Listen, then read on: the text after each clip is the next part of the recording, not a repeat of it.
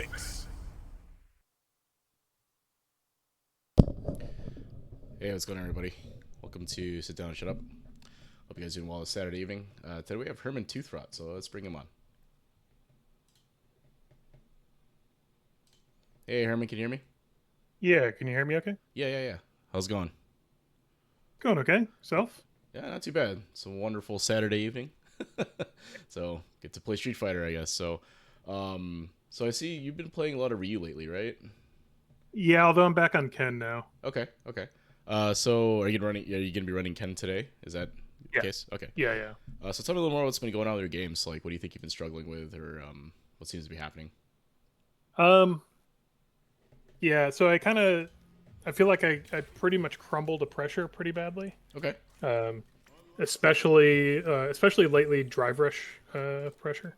Okay. I kind of feel like I just take whatever they do and I don't really have a lot to do about it. Okay. And then the other thing is I've been trying to whiff punish more.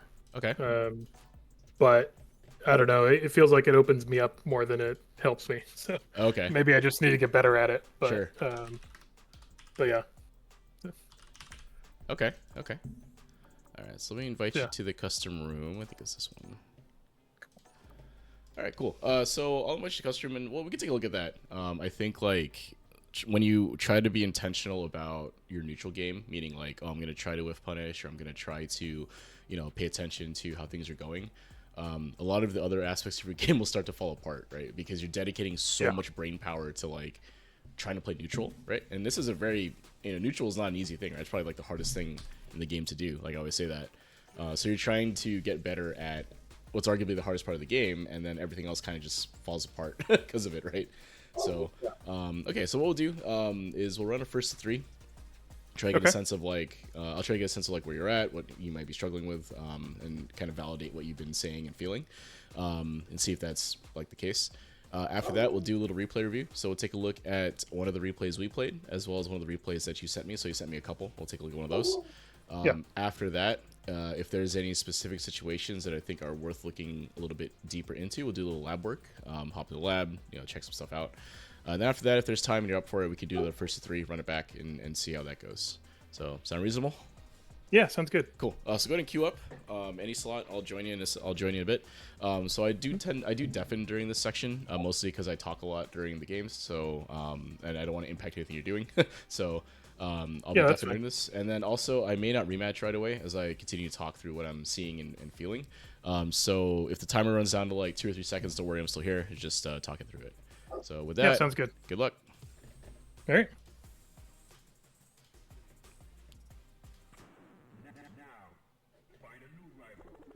All right, so Herman's been on Ryu the last few times I played them.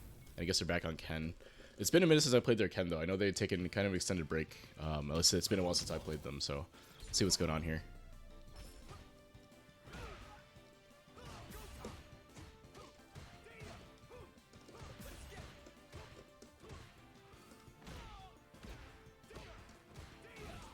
Oh, nice. The burnout's a little tough. Oh, he probably went for Run Tatu there.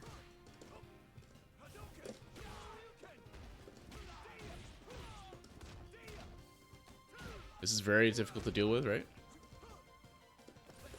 Oh, what a sweep. So, burning out in that one situation was probably what ended up getting them in this round.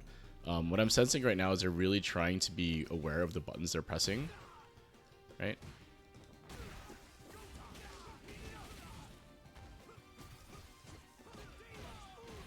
Nice. Oh, nice. Very nice. Oh.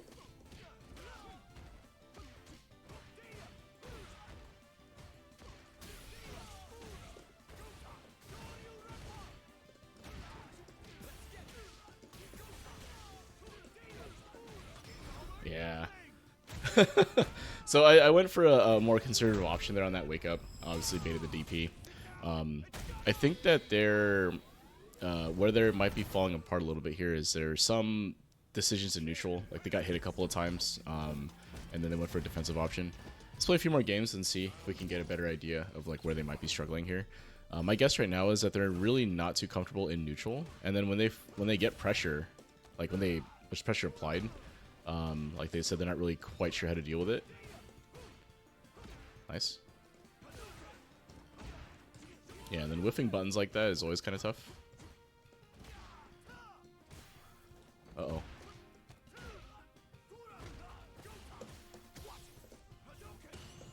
So what I'm noticing they're doing, the last couple of interactions, is that they do this kind of staggered jab pressure. Right? Let's see if they do it here. Oh, I had that.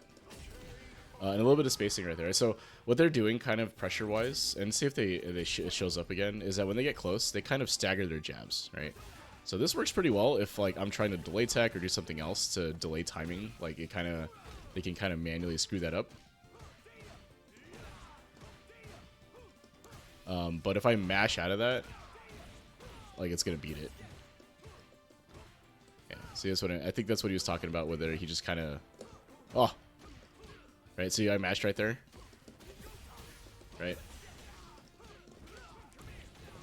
Like that's probably what's getting them killed a little bit more than other things, is because of that that specifically. So if you go for like a mash jab type of setup like that, or not a mash, sorry, but a delayed jab type thing, you'll lose to mash. Hi Rapidios, thanks for the follow, appreciate it. Welcome in. Oh.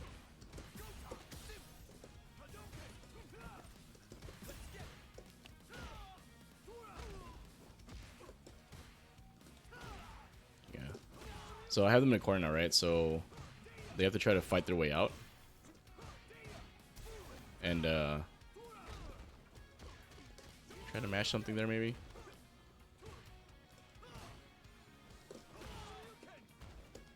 Yeah. So that's tough, right? So they were locked in the corner there. They weren't quite sure how to deal with like the pressure that I'm applying, which I'm not really pressing a ton of buttons, right? I mean, I kind of am, but I'm not really like mashing things in front of their face, right? I'm kind of standing at a spacing that makes it difficult for them to whiff punch anything.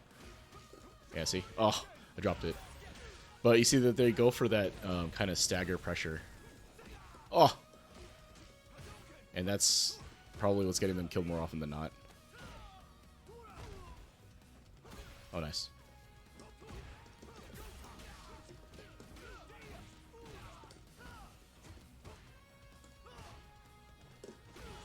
You see where I'm standing here is under the timer, right? So it's difficult for him to kind of press anything. Oh, nice. Yeah. Okay. So yeah, that's one habit I think we can probably clean up.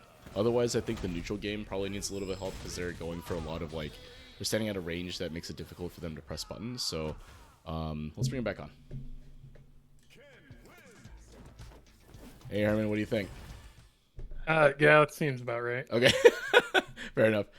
So the two biggest things I think that jumped out to me, the first one was that I think that there are certain spacings where maybe you don't feel super comfortable. You know, like, oh, where can I stand where my button won't whiff, but at the same time not so close it'll get hit, right?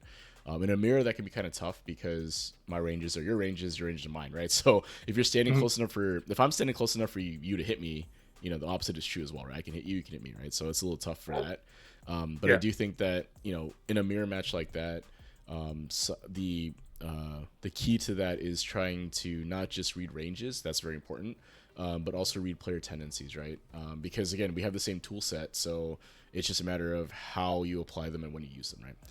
The second thing I noticed was that you like to go for this kind of stagger jab pressure when you get offense, right? So when you get close, you're going to drive rush on block or something, you'll do kind of a staggered jab, right? So like, meaning you're not chaining the jabs to frame trap, you're kind of letting the jab finish and then going for the next one to try to blow up like a delay tech or some other delay option. And then I don't know if you noticed, but I mashed out of that, right? So as soon as I saw the jab, I just started pressing my jab and it kind of beat it, right? So I'm thinking when you get offense in some cases, like especially on like block, like you have some advantage here, you probably go for that pressure and then the person on the other side just mashes jab and it blows it up, right? If they go for a delay option, they will probably get hit by that, and we can take a look in the lab to make sure that's the case. But if you stagger jabs like that, it will lose to someone mashing jab, right? Because you are minus after the crouch and leg punch. So let's take a look at one of the games here, and we can take a look at the specifics. One sec here. Let me share it in Discord as well, so you'll be able to see it. And then let's grab a replay here. Also, shoutouts Capcom. Thank you for fixing this. The replay organization here is just so much better than it was before. Really appreciate that. It messed me up the first time though, because I just kept hitting the normal series of buttons I usually hit. Yeah, and then it's like, oh, where's the drop down? Right, it doesn't show up anymore. Yeah, yeah. This is so much nicer. So thank you, Capcom, if you're watching. Yes. All right, cool. So let's take a look at game 2. I think this is one where, yeah, let's see game 2. I think this is probably the one we want to look at. All right, let me know if you see my screen. I do. All right, cool. All right, so this is game 2. After, let's take a look what happens here. So, what I really want to what I'm interested in seeing is where you're getting hit, right? So that's probably like the easiest way to break down a replay, I think, is to go over like where you're getting hit and where your pressure's getting blown up, right? So, take a look here. Let's just let this play out until something interesting happens. Okay, so the ranges we're playing at is mostly, right outside crouching medium kick range, right? Or right inside it, rather, like in this case here. We go right here, right? Right, so that range is mostly okay. I think that's probably Ken's ideal range if I had to come up with one. Because all of his buttons are a threat from there, right? So crouching medium kick obviously is a threat. I could walk forward and press crouching medium punch potentially. I could try throwing a stand heavy punch. I could also back up a little bit, throw a stand heavy kick, right? So all of his options, or even a stand medium kick, right? Like I kind of do here, poke you with that. So all of his options are pretty live, if you will, at this range. So this is kind of where you want to be staying. So this is good so far, right? You can see here what I do is I walk into a range where my stand medium kick will reach, and I just press it, right? And you can see it actually reaches pretty close to the tip of this foot, right? I mean, it's probably a little bit of leeway here, like you could probably be a little bit further away, but it does land at the tip, right? And if you look, even though Ken is -5 here, yeah, too far to do anything about it. It'd be very difficult to stand light kick from here. I don't know if the stand light kick will reach, right? So that's kind of the advantage of playing at the right spacing, because Ken doesn't have a lot of plus buttons, right? Actually, he has no plus buttons, right? His only plus on block button is a special move like Dragon Lash, right? Otherwise, he has to generate it with plus frames, right? Generate plus frames with like Drive Rush, right? So I think his best button, his best button is crouching medium punch at 0 on block, which is still not plus, right? So a lot of the way he plays here is you're trying to fish for hits in neutral, convert that into Drive Rush, and then corner carry, right? So and these pokes here kind of represent the space control aspect, right? So keep this going. All right, so defensive decision wise, I don't mind taking the throw here. Something that people do or tend to do is they'll mash DP on crouching medium kick Drive Rushes, right? So if you're looking for something to do to be active, if you see an interruptible Drive Rush sequence like this, you can DP through it, right? So how would that look? What would that look like? So at this point right here, so after the Drive Rush, like you block the crouching medium kick right here, you see the green flash, you can immediately start mashing DP, right? And that will beat pretty much anything that Ken will do from a crouching. And most characters crouching medium kicks, they don't really have like the Drive Rush cancel after that. General doesn't have a lot of options where the string is airtight, right? So this is kind of an option select, and something that I think that since you said specifically you were struggling with like Drive Rush pressure and all that, this is something you can consider adding to your game, right? So when you see the Drive Rush flash, you can start mashing DP, right? And the way this works is that if there is a gap in the string between the Drive Rush cancel, the button Drive Rush cancel and the follow-up button, you'll DP through the gap, right? Do a reversal through it. If the string is actually airtight, so like say the Ken goes into like a crouching light punch or something else that is actually airtight, like you are frame tight, meaning you can't mash anything, and it's a true string, then the DP won't come out, right? So you mash DP until you see the next button come out, and then you can stop mashing DP and do something else, right? That's one thing you could do. Oh, okay. So you just keep mashing it until you see the next hit. Yeah. Because if there's another button that happens on block, you'll see it, right? So you'll see the button come out, you'll block it, and then you can just stop mashing DP, and then you can do something else, right? But if you do mash DP and they do something like what I just did there, where the string is actually kind of fake and that there's a gap, your reversal will blow through it, right? The other thing that you can do, and this is a little bit more universal and will work every time on block anyway is derev, right? So if I do this instead,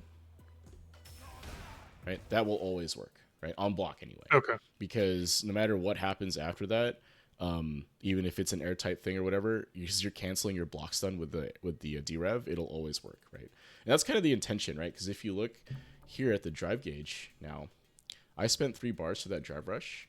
You spent 2 bars for your derev, and you took a little bit here because you took some block stuff, From the right, hit. from the hit. Yeah. But you're now ahead on drive, right? So like that's kind of the usage of this, right? So Yeah, and they're both 2-bar options. yeah, both 2 bar options. Yeah, exactly. It's just how Okay. how much you want to hedge against, like if you want to go for the reversal there, or if you want to go for the derev. Because another option that you'll see some people do if you continuously blow through that is they may try to do like a drive rush cancel into nothing, right, and then try to bait Yeah. you if that works for them, right? So derev will blow through that as well because you're actually interrupting their driver, like the block stun from the crouching medium kick. Oh, You're you're interrupting saying that Yeah. that will lose to the DP, but not to the drive reversal. The derev, you mean, or what do you mean? You're saying they will, if they drive rush cancel into nothing, Oh, that loses to DP, but not to uh, derev. derev. Yeah, correct. Because Okay. you're canceling the block stun from the crouching medium kick, right? So you're actually the actual derev comes out Okay. while the crouching You're medium hitting kick, them before they can even do yeah, anything. exactly. Because Okay. the drive rush has a minimum distance it has to go, right? So if you look here at the frame meter, right, you can see that it actually happens. Well, I know it went away there, but you see Yeah. that you cancel your like hit stun or block stun in this case, and then the derev goes through, right? So if someone is Okay. constantly applying drive rush pressure to you like that, like on block, like they're just walking up, pressing a button, trying to get plus frames, this is a good option for that, right? Because you're going to be spending less drive overall in most of those situations, right? Now, of course, if you're behind on drive, you have to make sure that you're ahead or whatever. But when it comes Yeah. to like the spenditure, if you will, you're going to come out a little bit ahead, right? Because you block the button, and then you derev through. You're like 2 bars down, a little more than 2 bars. They're going to be 3 bars down, right? So Okay. that's something to keep in mind. If you're running into if what's happening to you, and this kind of sounds like we were talking about, where like someone will drive rush at you, right? Like button in the drive rush Yeah. cancel, and then you're like, oh, what do I do, right? Right. These are metered ways to get out of that. Now, of course, you can do the other options, like you just delay tech through that, right? You can just you can block, right? You can try to parry, stuff like that are other options as well. But overall, I think blocking is probably like the most conservative, meaning like it's probably going to cover the most options, and taking the throw is probably okay, especially early in the round. But again, if you're looking for more active options, like you want to kind of discourage them from getting plus frames, these are good ways to do it. So Okay. right, because I kind of just walk up and throw you here, right? So Yeah. right, so here what happened, right? How did you get hit? So it looks I like probably pressed something. yeah, it looks like you pressed something. Let's see, jab. Oh, light kick maybe. Yeah. Okay, so it looks like you might have been trying to delay tech, or maybe you just press the button here, but either way, you ended up waking up with an option, right? And then Ken, after the forward throw, forward dash like that, well, let's see, actually, no. Is that what happened here? All right, so I threw you. Okay. So Ken, after a forward throw here, if he does a forward dash and you don't back roll, like, or you're in the corner, Ken's gonna be +1 here, right? So if you look at the frame meter, Okay. he's gonna be +1. So this means that like the strike throw mix-up isn't actually real, meaning you could mash out of this like with a 4 frame if I decide to go for throw. But if I go for strike, it's gonna blow up any option you have, right? It's gonna beat you there. So the ideal thing here is that even though it puts you in the corner, I think what you should do here is back roll, actually, right? So even though you're close to the corner here, and it's probably why you didn't back roll, like right here. If you back roll here, the mix-up that Ken gets is not. I can't do it anymore, right? So Just because it's a little bit more space. exactly, yeah. Okay. Like back so- rolling in the corner like doesn't change frame timing at all. It's No, just space, right? Just spacing, yeah. Okay. That's what I thought. Yeah, so at least in this game. In previous games, it used to, right? It used to change how you would meaty based on their back roll, if they get up or slow get up or whatever. But in this game, the wake ups are universal. So you back roll or stand up, the frame data doesn't change, just the space. So I think in most cases, and even against Ken, actually, technically, you should be back rolling, even in the corner, right? Because if Ken throws you in the Yeah. corner, his throw loop is a one frame link if you back roll for some reason. We don't know why that's the case, right? We've talked to a bunch of people who play Ken, and we have no idea why that's the case. Because if you just stand up in the corner, it's actually a 4 frame link, so it's pretty easy to auto time the throw loop. But if you back roll, it's a 1 frame link, so it's a little harder to. Wait, really? Yeah, yeah, we don't know why. Oh, It's weird. okay. Because since last patch, one of the things they changed was specifically Ken's forward throw in the corner, right? They wanted Hmm. to make that throw loop a little bit tighter, right? Because Ken's throw loop needed to be nerfed or whatever, right? So they Yeah. made it a 1 frame link, but again, only if the opponent back rolls. So if you get forward thrown in the corner against Ken this season, back roll because it makes his his throw loop a 1 frame link. So Oh man, yeah, I thought I was just hitting those one frame links like really good. if if they don't get up, you can tell people, oh yeah, 1 frame link, don't worry. But that's how you know someone's paying attention if they back roll against you in the corner after forward throw. So Okay. because yeah, a lot of times if you like people will mash now, right? So that's Yeah. why a lot of times now for me personally, whenever I get a forward throw in the corner, that's why I'll do the forward dash for the +1 situation.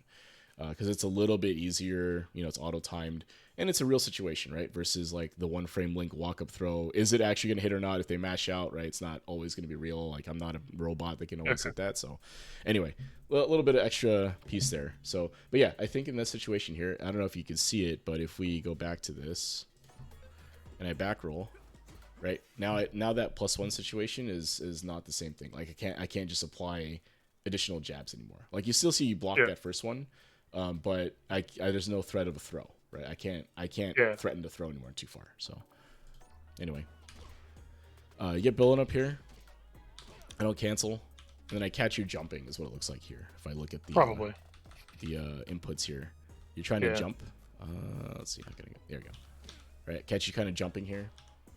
Hmm. All right, now here's a situation where I think is very difficult to navigate for anybody, right? You're in the corner, and your opponent is standing under the timer here, right? So the spacing here is now completely dictated by your opponent, right? So I control all the space now, right? You can't back up to create any space, and if you try to walk forward, I may hit you with a button. You can't create space, so I'm probably not going to whiff anything, right? So you're kind of stuck here, right? You have to defend what I'm doing here, even though I'm not actually pressing a ton of buttons, right? Like you're still Yeah. in a tough situation, right? So what actually happens is you actually do a decent job here. So after you block this, you're able to counter hit this. Unfortunately, didn't get the drive rush cancel, but that's okay. You probably should have went for that, but not a big deal. So you land this button here, and if you did drive rush cancel, you're out of the corner, right? Full combo, dragon lash, side switch, right, and you're out of the corner. So you actually hit me here. So this is just really good. You have to take a risk here, right? So when it comes to corner offense, or corner defense, I guess, meaning like, corner neutral, if you will, you have to assume a little bit more risk, right? Because you can't create space anymore. So your only options are to try to walk up and stuff what I'm doing, or just try to poke me, Yeah. right? So I like, usually hope that I see them trying to really obviously shimmy, so I can just delay, crouch medium kick like or something. crouch Yeah. medium kick and get out. Yeah. And that's a good option, right? Because like again, like I was saying, like the only things you can do now are stuff what I'm doing, or walk up and hit me, right? Because you can't create space anymore. So you have to take some Yeah. risk here. Now you did read this movement, right? And actually you counter hit me, right? So I pressed the button a little bit out of range here and a little bit late, and you're able to counter hit me, right? So that worked out. So now you have a little bit more space now, right? So even if it's on block, I think that walking up and trying to press buttons or trying to, hit me in some capacity is a good thing, right? Because the more space you can build from that, because there's pushback, right? So the more space you can build, the more you can get back into the neutral game, right? So let's take a look what happens. So even from here, I should just be trying to move forward and If you can. catch it with something. Yeah, if you can. It's going to be more of a read, right? More of a feel on what your opponent is trying to do.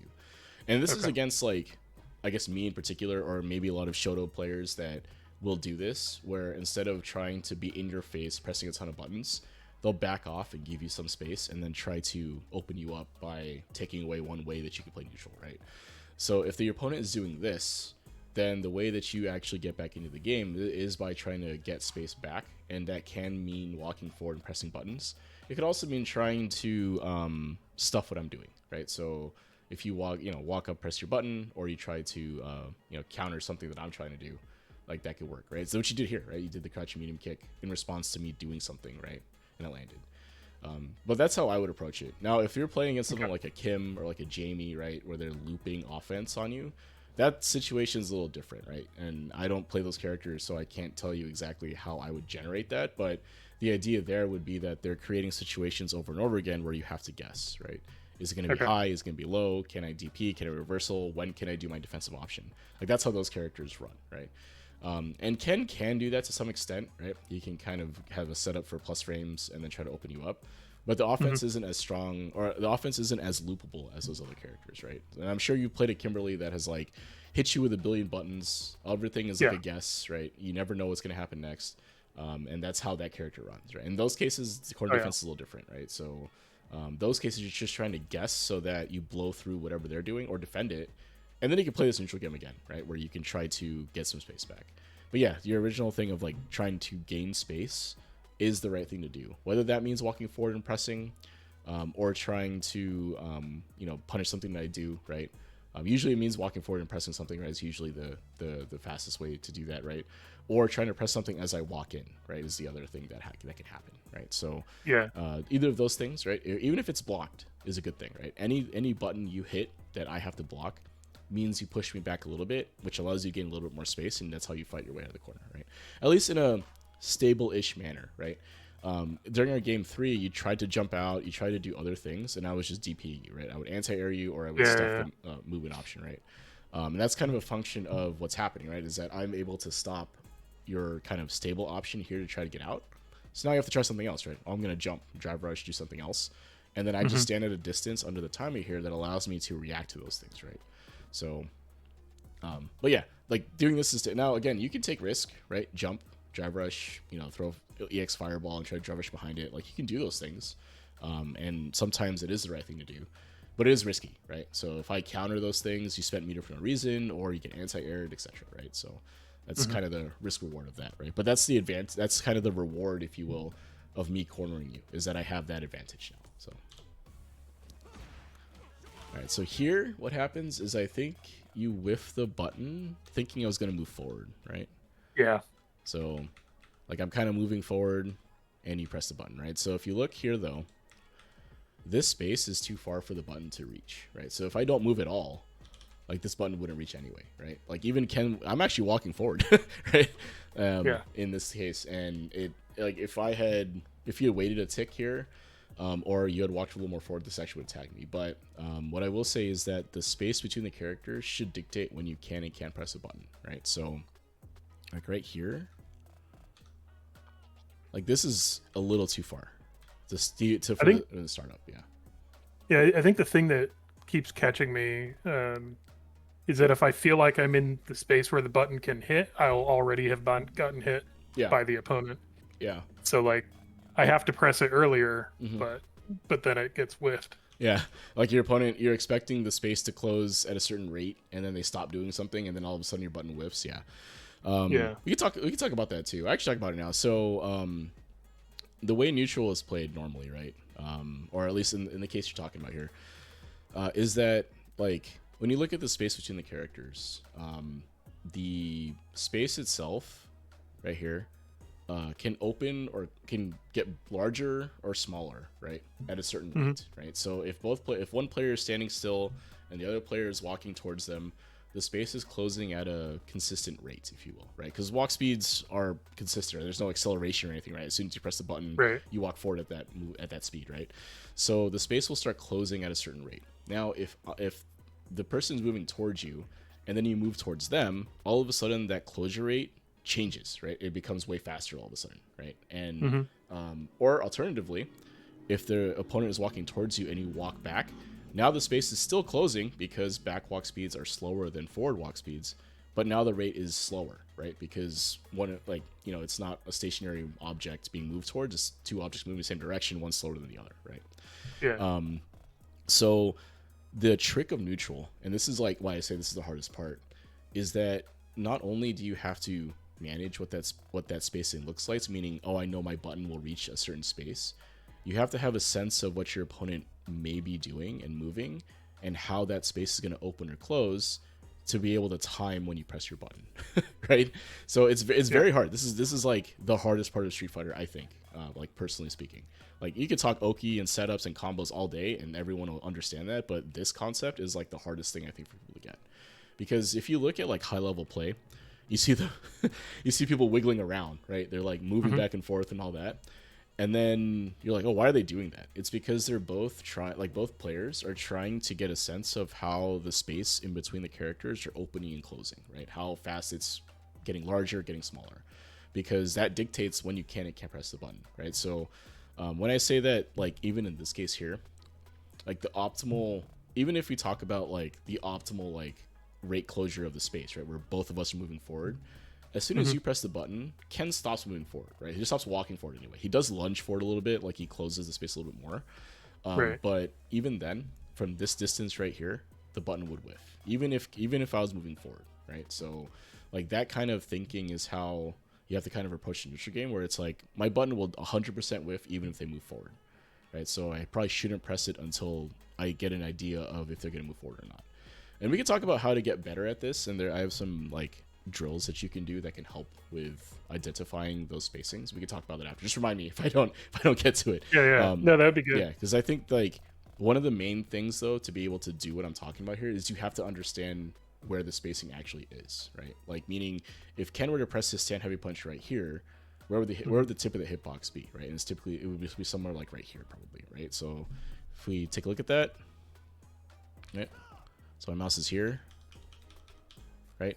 More or less, right? I'm actually a little bit too close, right? In terms of where I thought the space would be. But you can see I'm not that far off though, right? Like if I was thinking it's going to be here. Yeah, but it's also nowhere near you. Yeah, exactly, right? Like I was not thinking that it was going to be this, right? Like this distance is not going to reach, right? So, yeah. But yeah, that's part of why I think you may be whiffing buttons. And then we could talk about that too, right? Because, and this is actually very common, is that the spacing you're standing at tends to actually be way further out than you think you actually need to be, right? Like, yeah, it's very uncomfortable to be close enough for this to hit. Exactly, right? So you're trying to standing outside of it, and okay, let me throw a button out, and maybe they'll run into it, whatever.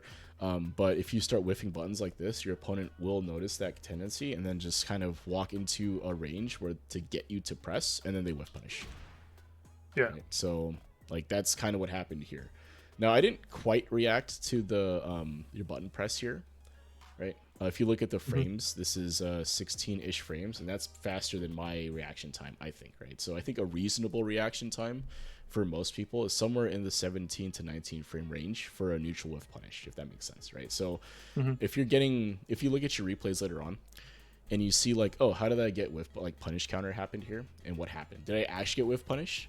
And if you see them press their button somewhere during the recovery, right, for most moves, right? I mean, longer moves aside, like, a Bison stand heavy punch or like something like that, or a Akuma stand heavy kick, something like that, that is a way long recovery. But for like a medium or heavy button that has, like Ken's here, some reasonable amount of recovery, whatever, nothing too crazy. This is kind of a lot, but not crazy. Take a look, right, and see if they're pressing, like if I was, this was actually a reaction whiff punish, I would have pressed my button somewhere here probably, right? So somewhere in the 17 to 19 frame range. I think it's reasonable for most people. Now if you're like Punk or someone high level or whatever, have Twitch reactions, maybe this is a whiff punish. But for me, old man, that's not what happened here. What happened here was I pressed the button that was at an appropriate spacing. So you were just expecting to walk in and hit medium kick? Yeah, I was expecting. So I walk into a range. So if you ignore what you're doing here for a second and just look at the character space, I walk up, and this spacing here, if you were still standing where you were standing, the stand medium kick would hit, right? So if I put my mouse right here where Ken's hurt box would be, which is more or less right here, right? Like where his shoulder is, and then I go through the frames, right? You can see where my foot, right? Like Ken's foot is about where the hitbox would have been, right? If you had not done anything.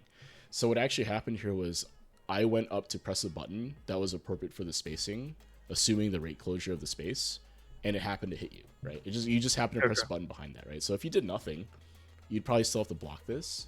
Or if you did a faster move, maybe you stuffed this, right? So if you did like a stand light kick or something, then, you could have stuffed it. But we could talk about the footsies triangle after.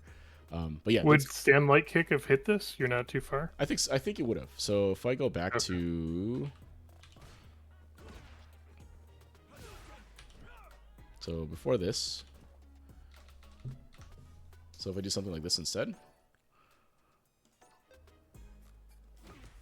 right? So okay. Yeah. So what that would be is a hit attack where you stuff whatever option I'm trying to do, right? And that's something that's fundamental footsies, right? Instead of like trying to poke at the longest range, you walk into your range of your light button that's faster than my button and press it, right? And that would have worked in this case, right? So, and that's just how footsies goes, right? Sometimes you press the wrong button, right? But you can minimize the risk, or not risk, but you can minimize like quote unquote mistakes or blunders as long as you're not whiffing because you're standing at the right space, right? So I actually get a reward for standing at the right space, which involves that punish counter combo, right? So I get this instead, right? So anyway. Okay. Right, and then you're back into this situation here, which is again very difficult to deal with, but you jump out, right? So this is perfect, right? You wait for me to press a button, or you happen to jump and I'm pressing a button, whatever the case may be. I commit to something, you jump over it, right? So yeah, I think it's more accurate to say that I assumed you were going to do something that would let me jump out rather than being it reactive. It's hard to react to that, right? But going for that read is fine, right? That's what you have to do, I think. And now you're in control, right? So now you have full meter basically, right? You have corner positioning, you land a combo here, go for the throw, it's totally fine, right? Could have gotten conversion of some kind, but go for throw anyway, not a big deal. And now you're in control, right? Right, plus frames. And then I delay tech, right? So I just delay tech through that pressure, assuming you're going to throw, right? And, when it comes to offense, you just kind of have to pay attention to the defensive options your opponent is selecting, right? So if you see me going for delay tech a lot, now is the time to like consider, okay, maybe I should shimmy or do some sort of delay option, right? So let's take a look how the rest of this goes. And see how I fight out of the corner, right? Let's see what happens. Yeah, I guess I kind of just let you out of the corner. Yeah. I was about to say, you kind of just give it up, right? And it's very hard, right? Because I have been the last game and a half probably walking up and pressing a button whenever it felt like, it probably felt like, oh, Juzzy just walks up, hits his button, it hits me every time, right? So I need space, right? So again, I'm just trying to create space for myself here, right? So you kind of just give that away by walking back. I throw a fireball here and then go for this, right? Because the fireball, because you backed up, right, and the fireball is a little bit further away, I could do this to kind of get myself some space. And if you look, now I have a ton of space to work with, right? I can actually back up and whiff punish and do stuff now, right? So, and then again, you just kind of continue backing up, right? And then I just kind of drive rush through and all that, right? So that aspect here of the corner control is very fundamental, at least in my opinion, to playing this character well, right? Like being able to control the corner positioning and use Ken's buttons to keep your opponent locked in the corner, right? It's actually pretty hard to do because a lot of characters have a lot of options to get out, right? You could jump, drive rush, throw fireballs, right? If you have character specific options like dive kicks and like air tatsus and like, a Luke's air Superman thing that he can do, right? There's a lot of options to get out, so it's difficult to control. And this kind of goes back to what I was talking about earlier. If you can ideally know the spacing for all your buttons, you could probably keep me in this corner all day, right? Like you can do what I was doing to you, no problem, if you have an idea of the spacing you should be standing at, right? And the kind of rule of thumb, if you will, or shortcut, is just stand under the timer, right? So if you're standing under the timer here, and I'm all the way back in the corner, all of your buttons will stand heavy kick will reach at the tip is basically the longest range normal that would hit. Everything else will be a little bit short. So that means you can now control the space that is there. You can walk forward to try to apply pressure. You can try to back up a little bit, right? You can hold that spacing, and I have to come to you if you don't move, right? So we can talk more about how that neutral aspect works. But again, I think it's kind of key to playing this character well. If you don't want to play like especially when there's a pressure reset like this, right? So if you're, pressing buttons on someone's face, it's a little bit less nuanced there. You press the buttons until you're negative, or you go for some sort of read or something like that. But after the reset here, because the throw break sends you so far now, you have to try to maintain that corner positioning, because my chances of winning go down and your chances of winning go up if you're able to maintain this corner positioning, right? So Because after the throw break, you would just immediately try to walk in more I think so. and like close it You up know what? again. I would walk forward to. So after this throw break, I would try to walk forward here a little bit, walk and block, right? Not don't commit to anything too crazy, because if I walk forward and throw a stand heavy kick out, you could block it, right? So if we look through frame by frame, right? If you had walked forward through and I throw this fireball, right? If you walked forward Yeah, to I could return, have like just parried it or blocked yeah, it. and then continue walking forward, right? Okay. Yeah, because if you look, like, if we change this positioning now, so after the attack, right, and I do this instead. Oh, that was a dash, sorry. Right? Now you have that positioning. Now I can't do the run. I can't do any other buttons behind that, right? Because Ken's fireball is pretty minus, right? So if you block that from that space, it actually is your turn. You can press a button, or you just maintain the spacing, right? And then you can use Ken's like stand light kick or crouching medium punch to try to control space, right? So Okay. I think that would be better longer term than just giving up the space, right? Because what happens here is if you give up the space like you did here, all of a sudden all the hard work you did to get me into the corner is now undone, right? Like you lost the advantage that you had initially by cornering me, right? So, and then you get hit here. I'm assuming you tried to check. Let's see.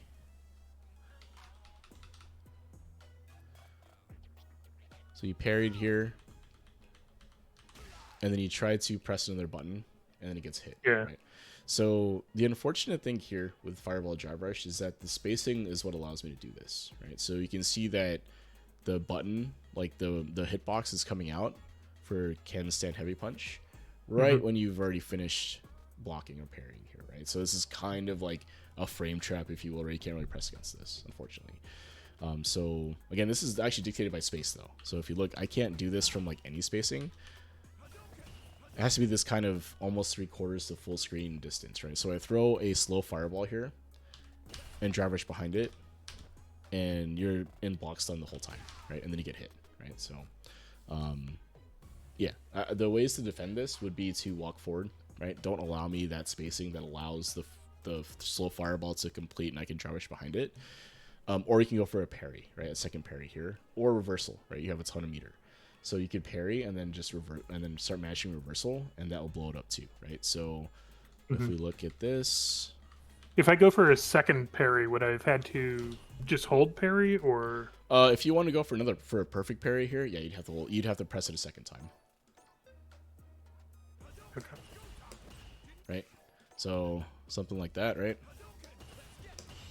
Right. Obviously you have to block correctly though, right? Recover in time to parry again. Yeah. Because once you parry something, you can still parry a second time, right? Like once you parried it, the recovery goes through, like the block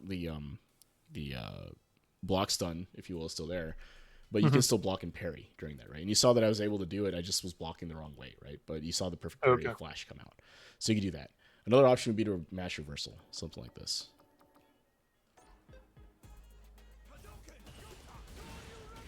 Right, and you can see it counter hits me trying to press the button, right? Okay. So, or derev, right, could be a thing also, or continue blocking, right? So it'd be like this, right? Right. So just continue blocking, or we can, in this case, you can even hold parry, right? So I'm gonna hold parry through the whole thing, and then I would just derev through the button, right?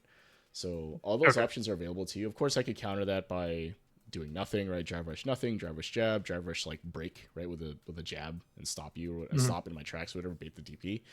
But it means I can't do the drive rush heavy punch, right? You're changing what I'm doing, right? And that's already better, right? So instead of first you get hit, right, and then here I get hit on the wake up, right? So I went for a drive rush throw, you went for a reversal. I think that's totally fine, right? You made a defensive read, went for it, and it worked, right? So I think that's good. So what I will say here is that after the ODDP, this drive rush after can be jabbed out of if your opponent tries to, right? So because of the changes 2 seasons ago, this is now a little bit harder to do, right? So if you look at this, right, and I'm going to take over me, back roll. Right, depending on spacing, I may be able to check your drive rush here. right? Okay. So I can mash like a longer range button, and it may check your drive rush. Now this could still work against opponents that aren't doing that, and in the corner it's still real, right? Because the corner blocks them from getting blown back as far. But mid screen you do have to be careful, right? If your opponent is aware that the drive rush is not real, they could mash something and potentially check you out of that, right? So just be careful. I think it's still a good tool, and I think you should use it if your opponent is not reacting to it. But if they show that they are aware of that, then it would be better for you to just walk forward. So but unfortunately, I actually get hit, right? So I try to back up for some reason. I don't know why I'm doing this, and then get hit. Okay. Right, so again, if you look at the spacing here, after you get some corner position on me, right? Instead of continuing to walk forward, right, you kind of like, oh, that's too close. We back up, right? Yeah. And then all I do is I'm not even pressing anything, right? Like I just kind of walk forward. Yeah, you're just creeping forward. Yeah, and look how much space you give up without me having to press anything, right?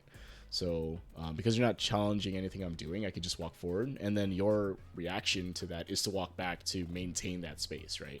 So I just take advantage of that, because eventually, if neither of us pressed anything, and that still kept happening, you'd be put in the corner eventually, and then it's like, oh, well, now what do I do, right? So,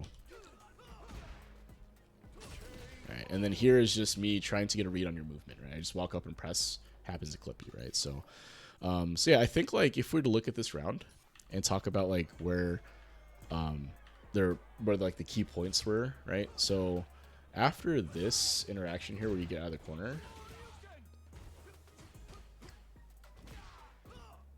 so after all this stuff, so after this, where the round kind of gets away from you is the decision to back up from here, right? This allows me to get back in the game, basically, right? And then after all this stuff, you get hit by this.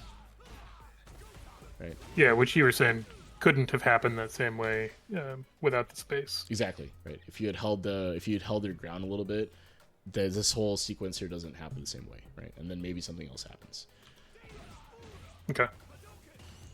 Yeah. And then from here it's just like a couple of neutral interactions that don't quite go your way, and then I just win because I have a little more health than you, right? So if we were still in that kind of neutral poke situation, and we're just kind of landing straight hits on each other, I'm going to win because I have more health, right? So, like, even if we hit random hits on each other, which happened, right? We traded a few times. I'm going to win because I have more health, right? So.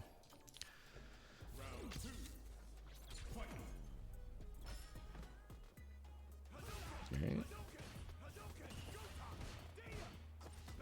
Alright. Guessed incorrectly on the Jinrai. That's life.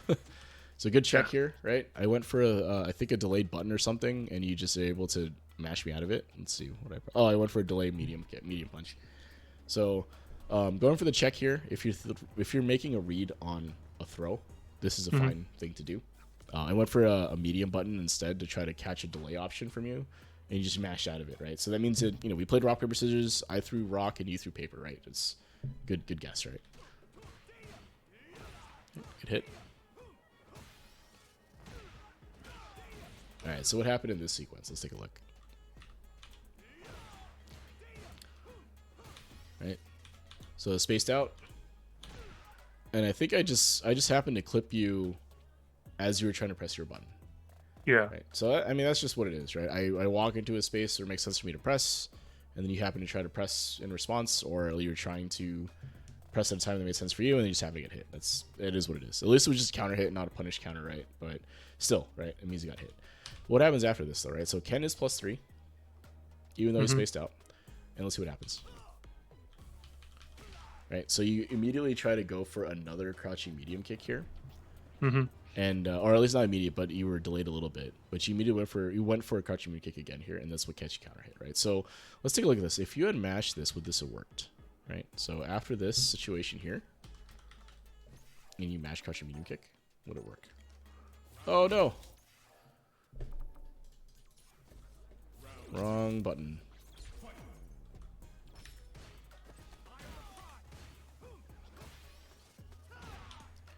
So here, right? Yeah. Right, trades. They're just trades. Yeah, which again might be better, right? But maybe not. It was better than what did happen, I think. Yeah, I think so. But I think with Ken, he gets a trade combo in that situation, actually. So Oh, you do, or I would? I would. So Okay, the one that trades the stand heavy punch will get a trade combo there. gotcha. Okay. So if we do this, right? Oh, actually,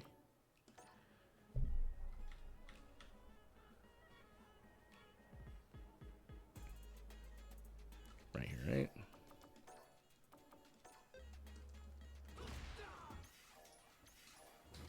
Oh, maybe not. So I'll try to look at the frame data, the frame The advantage there. meter.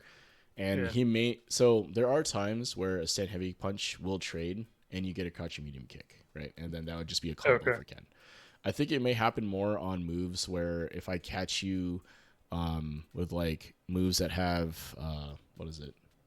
Like they apply less block stun. So like if we trade a Oh, heavy okay. with like a light, I think it ends up giving me enough frame advantage for that. So you have to be careful there. You could also try mashing something faster, right? So it's a little bit of a risk because I have to press and take my turn kind of aggressively. But if you did something like this instead, right, you can see how like me mashing the stand light kick here, Yeah, it just gets it stuck. just gets stuffed, right? Right. So again, a risk that you could take, but you are minus here, right? So it's hard to justify pressing unless you have a read, right? So Okay. if you've been noticing that like, oh, Ken or Juzzy, every time he presses a button and he's plus, he just takes his turn back with a big button. So I'm +3 kind of far, so I press a big button. You could potentially try to challenge with the faster button, right? It's just a decision, a defensive decision you have to make, right? On or a read on that. Because I could just as easily not press anything, right? Or I could just walk forward, or I could press the faster button. Like I have options.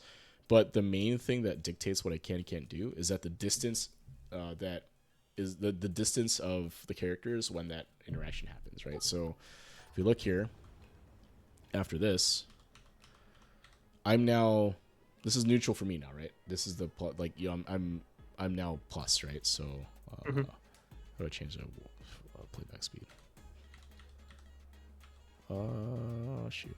Oh, W. Okay. So right here, right? Make sure I'm pressing the right buttons here. Okay. Sorry, I'm still getting used to the new buttons here. It's New really good, UI. by the way. Like, this is great, but I still have to get used to it. From right here, like I know I'm plus after that hit, but what can I do, right? How can I take advantage of that? And it's difficult because the spacing is too far. For Ken, the button that will reach would likely be a stand heavy punch, right? Assuming you don't move, right? It would be that.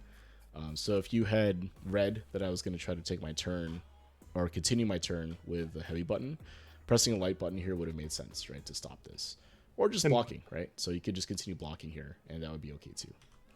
and a light button is like relatively safe, right? Relatively, yeah. Like if you were gonna do something, you'd have, if you intentionally like sort of delayed and did something, you'd hit me, but you probably wouldn't react to it, right? Correct. Yeah, it's very Okay. very hard to whiff punish like a light. So if you had decided to like let's say I don't take my turn back, or I don't continue my turn, and I just take the plus frames here and stand here. If you do a walk up like stand light kick, it's unlikely I'd be able to punish you for it, meaning like whiff punish something like that, right? Yeah. Okay. Especially because even though again like I'm plus here, this distance means that the only options available to me that will reach you are going to be my heavies or medium button, right? Like even stand medium kick may not reach here if you decide to back up a little bit. This is why I throw a stand heavy punch here, because if you back up, I could still tag you as you're backing up potentially. Okay. So that's why I throw this button out. Let's take a look actually and make sure that I'm not crazy, because that was my thinking when I did that, right? So, right, actually it's pretty far.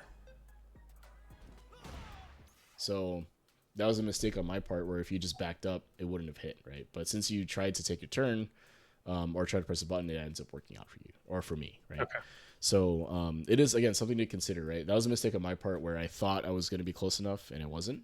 And if you had backed up, it would have worked. Because, again, Ken's stand heavy punch is like 10 frames, right? So that's probably enough time for you to back up, 7 frames worth of movement. But, again, it's like the space is dictating what I can and can't do. And in my head, I was like, I have to press a button that will reach you, and my only options would likely be a heavy. So, but in your case, right, you could just back up, because there's no threat of a throw, right? It has to be a strike, if anything. So you can try to back up if you think the crouching medium kick wouldn't reach you, or you can continue blocking, right? So if you just stayed blocking, right, something like that. Another mix-up for me, I guess, like a guess situation, but, you know, it's better than getting hit, right? So you can something like this, right? or whatever it is.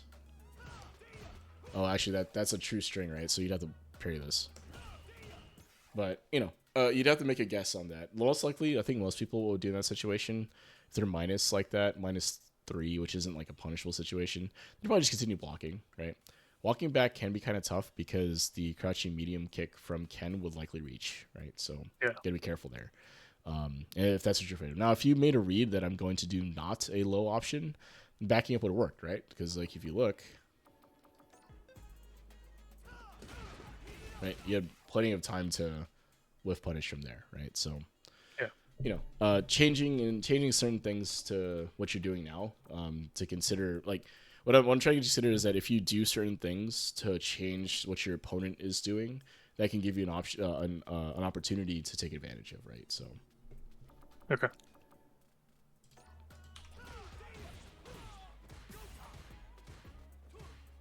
right. So I'm just pressing buttons, right? I'm applying pressure to your drive gauge.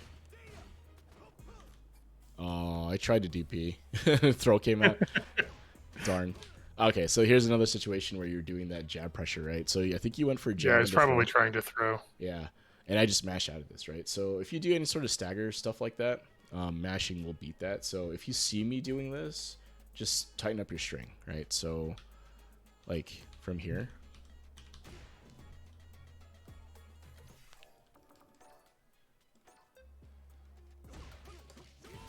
Actually, I think that might be a little bit too...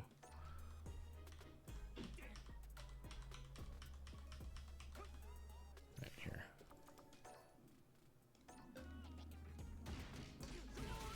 Yeah. Actually, you hit me, right?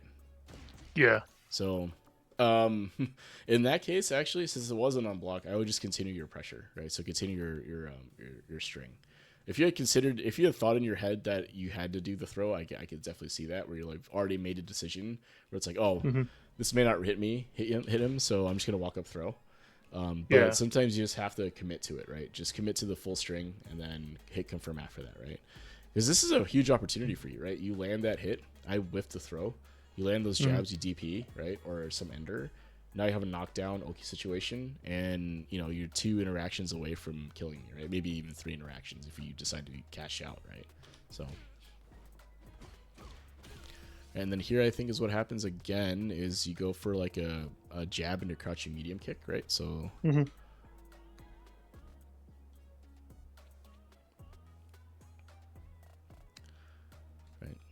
So there's the jab. And I'm immediately mashing here, right? Because I've noticed that you go for an option that has a gap, right? So if your opponent respects that works really well, right? You go for the jab, crouching medium kick, and then you get free pressure with like a dry wish cancel or a Jinrai or something. But against someone that is mashing, either because they always mash or because they recognize what you're doing here, like that gap is going to get blown up, right? And then I get a counter hit confirm here, right? And kill you from here, right? It's like this jab ends up killing you, right? So what I will say is that stagger pressure works really well if your opponent is trying to delay tech or do some other delay option against your pressure, right? Then you'll catch them moving or walking or whatever. But instead, what you have to do, I think, is you want to enforce the plus frames, or make real strings, if you will, so that they can't do that, right? So if they do mash, they'll get blown up for it, right? So it's like if you look, actually. We want to go back a little bit. Right. Here. And so that jab is actually kind of far. Yeah, I feel like my jabs end up being really far a lot of times. Yeah, a little bit. I think you're not point blank. But if you look what happened here, right? Right? You see how it paces me out where I can't interrupt you with a jab anymore. Right? So even though the pressure ends and the interaction's over, you're back to neutral and you're not dead. Right? Like, because in my mind right now, I've already committed to, like, as soon as I get a hit, I'm committing to a full combo to kill you, right? Because I have full meter and all that stuff, right? So in my mind, it's like, any straight hit, I'm going to try to kill you. But the situation that I just showed here, right? Something like that. Right? Some chain like that. Spaces me out far enough, or spaces your opponent far enough where they can't really do anything after, right? So that might be something to consider, even if you have jabs that are kind of far, just to finish out the chain, the light chain cancel, just to get them spaced out, right? Because if you space them out, the situation resets, if you will, right? Even though you're technically minus like 1 or minus 2, the situation resets and you have a chance to like play neutral again, right? So yeah, so if I take a look at this round overall, so obviously there is that bit here where you ended up losing, but I think that where there was more of an impact was the missed opportunity on the jump. So he lands some hits here, it's good.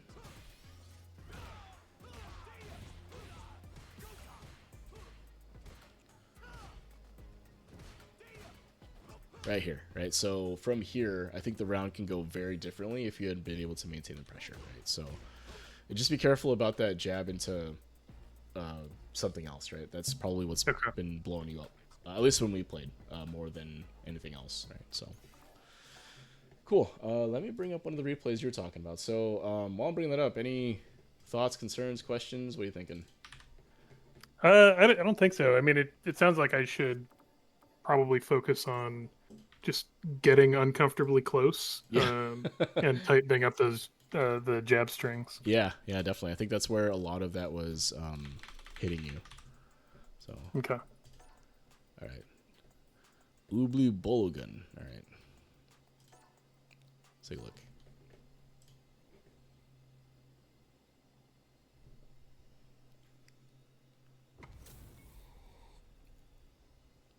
Good old Terry.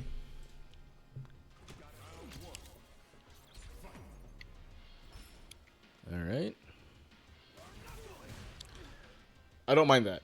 I think if you're trying to DI in reaction to the burn knuckle, I think that's fine. If you had been a little closer, yeah, he had been doing that for the past couple of games. So yeah. This is actually unfortunate, because this works, right?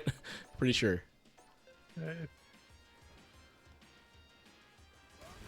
Oh, see if I can react to it. I feel like it can work. I don't know what the specific situations are. Oh, maybe it does. Maybe it doesn't. Not sure if I'd have to look at that. Maybe it's when they try to press something after or something. Could be, yeah. Or they just get caught on it. Yeah. Or like you time it so that it's like late when you land it, but it could work. Yeah. I have to check that out. I thought it would work clean, but I guess not. Anyway, hopefully the guy here, you don't get punished for it, so it's fine. Ooh, that's unfortunate. So what happened here? Right, so you whiff this, I think. Yeah, probably. Yeah, that's. I'm not gonna be too mad about that. I know the replay bar and everything else is in the way here, but you can see your foot here, and you can see Terry's strip box here. It's pretty close, so I'm not gonna be too mad about that. Bit of a whiff, unfortunate. All right, dealing with the drive rush here. Blocking is totally fine. All right, so it goes into like jab into throw. Okay. Go throw loops. Good. So I think there. Needed to convert. Yeah, if you're gonna commit to a crouching medium kick, you should drive rush. I think, especially when you have meter here, because like worst case scenario, they block, right? And the DPU, I guess, would actually be real worst case scenario, right? As they block this in DPU and you're stuck in the corner, right? So it's a kind of a risk for you, but you're already committed to pressing the crouching medium kick. Right, so buffer something behind this, because if it does hit, best case scenario, you're now out of the corner, right? And in fact, you hit him. So, right, if you've committed to this, you might as well go for it, right? At that point. Okay. Even if it's on block, you have a chance to get out, right? There's a mix-up opportunity, kind of, especially if he doesn't DPOS you on that situation, right? So, you know. If they're not doing any of the options I talked about earlier with like spending a meter to keep you in the corner, and they haven't been doing that, then going for jab rush here makes sense, right? Go for like a jab or something, get some plus frames, and then try to fight your way out of the corner here. Because you've already, like, as soon as you landed this, you're out of the corner. You should be anyway. Yeah. So. Okay, punish. Okay, not quite the punish I was hoping for, but a punish nonetheless, right? So remember, Terry's pretty minus. I assume. Yeah. Crouch heavy or crouch medium into like I'm sorry, crouch light into target combo into whatever I want Yeah, if you're not is sure, reasonable. yeah, if you're not sure if it's gonna be 4-frame or not, crouching light punch is a good way to go, right? Because you're point blank, you can just convert into that, right? So target combo with side switch. Against larger moves like longer recoveries, right? -8 or plus, you do or more. You do want to use crouching heavy punch if you can, right? Crouch heavy punch, run stop. Oh yeah, Would be okay. the main one. Also, if you're not sure about the 4-frame, again, like if you know it's punishable but not sure how much, crouching light punch is probably fine. Stand medium punch is also fine, right? So the scaling will be a little bit better if you just use stand medium punch, right? So, but the optimal, if you will, would be a crouching heavy punch here, right? So something like this. Oh, one sec here. You know, go back a little bit more. Yeah.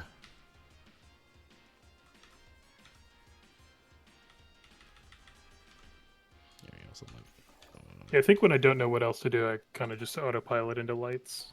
yeah. Oh. So.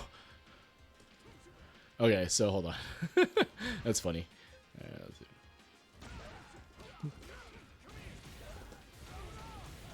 Something like that would probably be like quote unquote optimal use, optimal like in terms of how much damage you get plus the side switch. You saw it was like 3,200 damage, something like that. The reason it reset and I was chuckling is because I have a macro for the option button to do 2 kicks. So that's what I use to do OD moves on kick. So I pressed it and then it reset the the replay. I was like, oh, okay. So it took me a second for my brain to be like, oh, how do I do that again? But something like that would be ideal, right? The jab combo you're talking about would look something like this, right? So this is totally fine too. Right?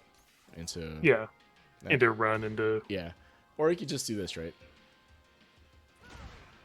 That would work, I guess, and that's just weird.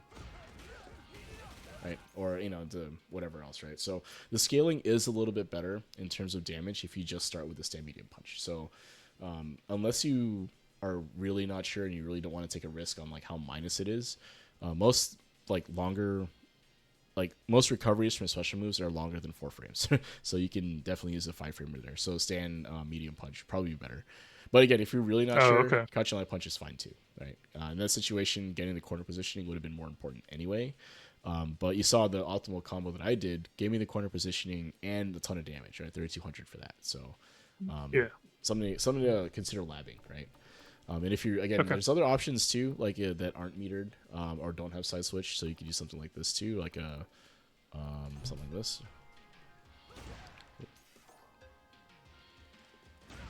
Oh, come on. Right, so 2,500 damage, something like that. So very simple, right? Something like that also work. So anyway, you have options is what I'm trying to get at. But I think I would prioritize a side switch first. And then if you wanted to spend meter, like you were aware that you had meter to spend and all that, then I would go into the OD Tatsu route that we looked at, right? So I don't think I ever used OD Tatsu. It's so good. Side switches, like meterless side switch anyway, it's super good. Like this situation here, perfect usage for that, right? Like 3,200 damage, 3,300 damage, right? 2 bars, and then full corner control, right? From this position here. So it's worth knowing that route. At least again for meterless conversions that give you target combo, right? So like this is a perfect opportunity for it. Now if you do it like out of a drive rush, then it doesn't make sense because you have to spend 5 bars, right? So 3 bars to the drive rush, 2 bars for the OD Tatsu. So don't do that.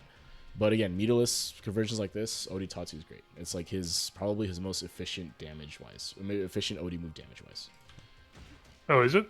Yeah. Because like, it does more damage. Like OD Tatsu. If I have to take a look at the ding, but they buffed it so it does more damage than OD DP now, right? So it's like his most efficient, like OD ender, if you will. Oh, okay. I mean, granted, like stuff like OD Jinrai in the corner, I think there's some exceptions there. But if you're looking for an OD ender to your combo, like especially for a side switch like that, OD Tatsu is the way to go. Okay, so what happened here, right? So you land the hit. Right, and then he tries to back up out of pressure, and then you land this hit, right? Yeah. So, again, like the damage-wise, right, this is a little bit light, and you're still not out of the corner, right? So, in terms of like optimization, that is something you can take a look at, right? Is how do I get my opponent back in the corner? Okay, so here, right? This is something. Again, this is the first game I'm seeing of you guys. You've obviously been playing a set since you mentioned earlier. You've been playing more games, but if you do a jab rush like that and your opponent wake up parry, you should think about like throwing them or throwing something. them. Yeah. Like if they're doing this and they do it multiple times, this is something that they're selecting to do. They're expecting a strike, so you can potentially just drive rush throw them, right, or do something that'll beat this. Yeah, I don't remember if that was a pattern with him or not. Okay, good whiff punish here. HermanToothrot perfect, right? So let's see the Oki. I think that's fine. I think that's totally fine. If you thought he was going to reversal you here, I think it's fine. You go for like I had done the jab run overhead and the dash and throw previously. So. So I don't mind this at all, right? So this is totally fine. What I do think though is that if you wanted to maintain some level of pressure here, you could go for like a delayed button, right? So you'd walk up and then you would wait like 5-7 frames and then press like a jab or something, right? So it looks something like this, I think.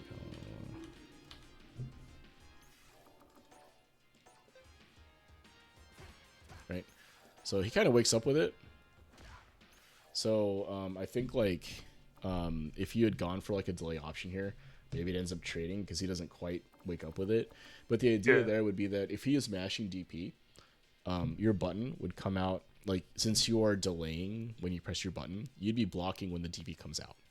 Yeah. Right? So something like that could be something to consider if you're trying to bait DPs, right? So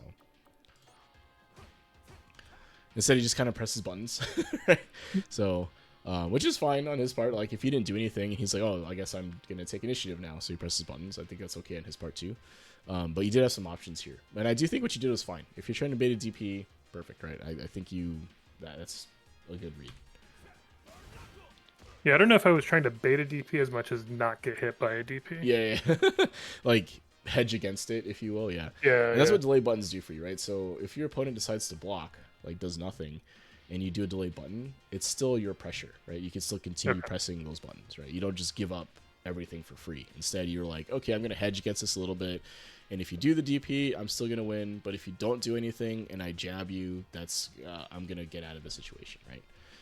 The way they beat you, though, is they just mash, right? So if they wake up with a button, it's going to beat your delay option, right? Because of the timing. So, but that's risky, right? It's risky for them to mash because you can just meaty them, right? And then you get a free counter hit, right? So that's just the rock, paper, scissors, right? So.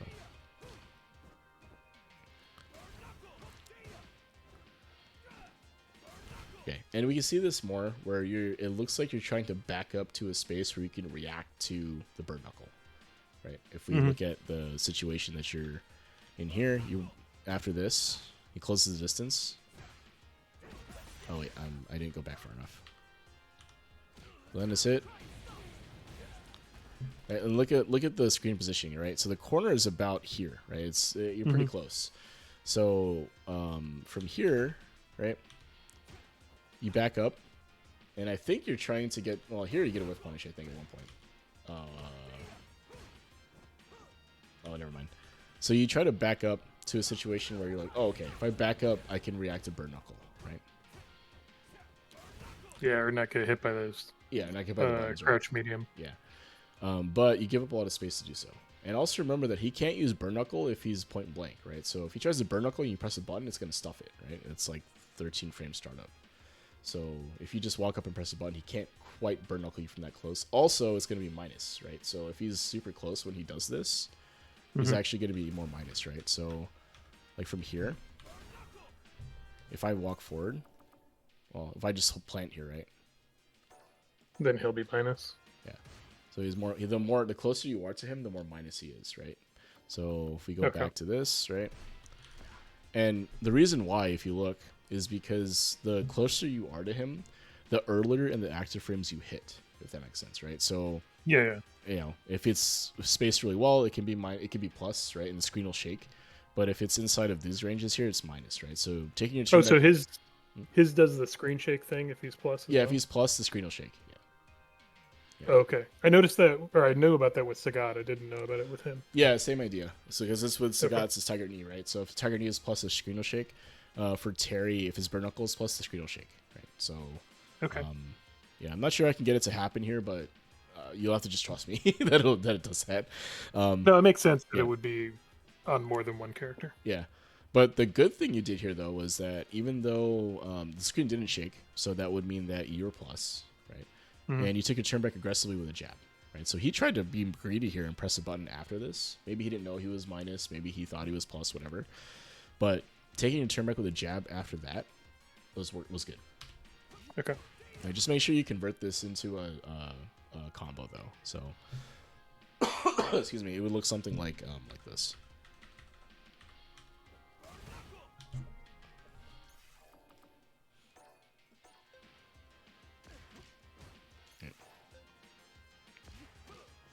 Nah. Actually, it would be crouching light kick. Yeah. So, Okay. crouch jab, crouch stand light kick into DP, something like that, right? Okay. Ideally, try to do that if you can, because that maximizes the, you get damage out of that and some damage out of that, and you get Oki afterwards, right? With jab rush. Okay. So, something to work on. I mean, hit confirming jabs, 3 lights, pretty important for a character like Ken, right? So.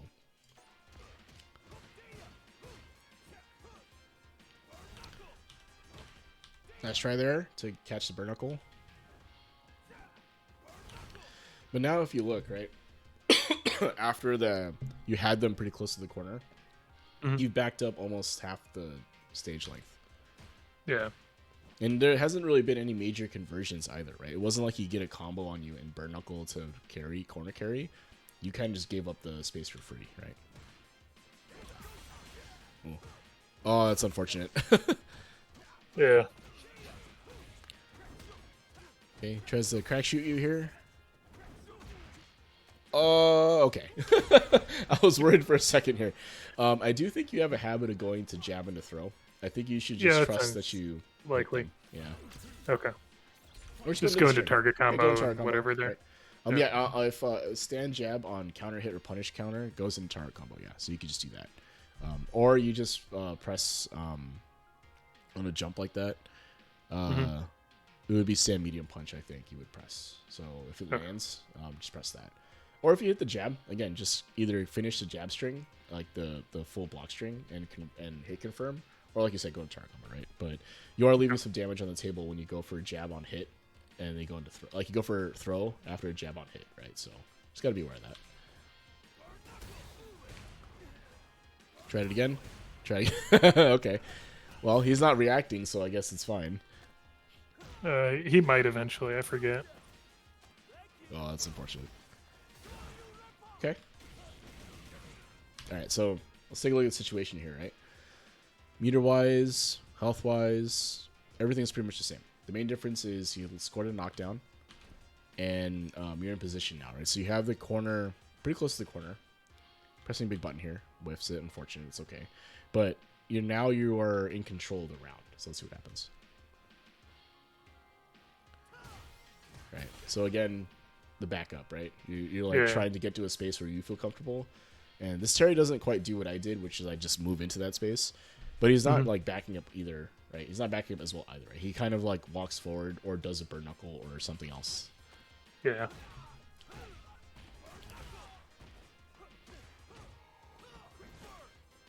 Okay.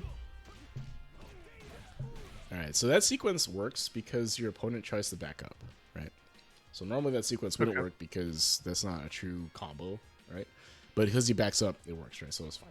If they start blocking this, that's when you have to either finish the string you're doing or just be okay with like, okay, maybe that is going to get blocked, right? And that is what it is. That's a good fireball. Oh, that's unfortunate. Okay.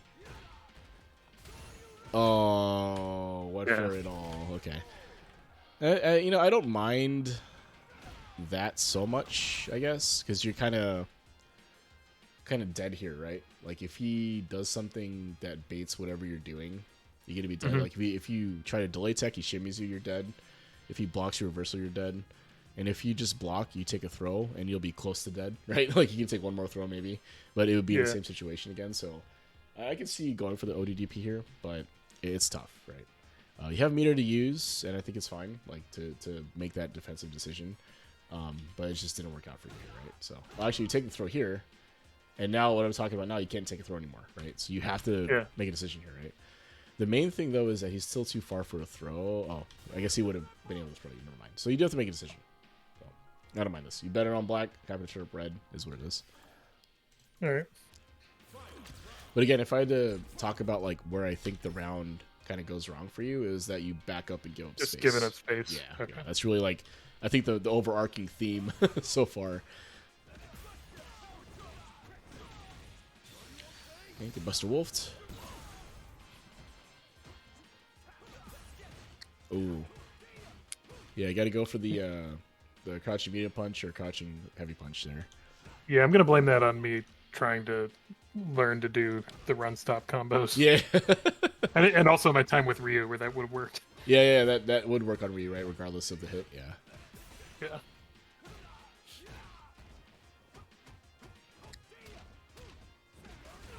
Okay. Throw him. That was pretty good. So doing a light kick like that is walking up to stop his movement. That's pretty good. Oh, you just get bullied. Okay, super.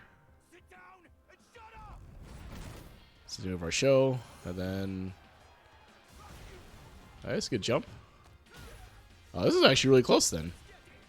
Oh no, DP. That sucks. Oh, quick note here. Remember that this turret combo, there's a gap, right? So if you see Terry's do this turret combo here.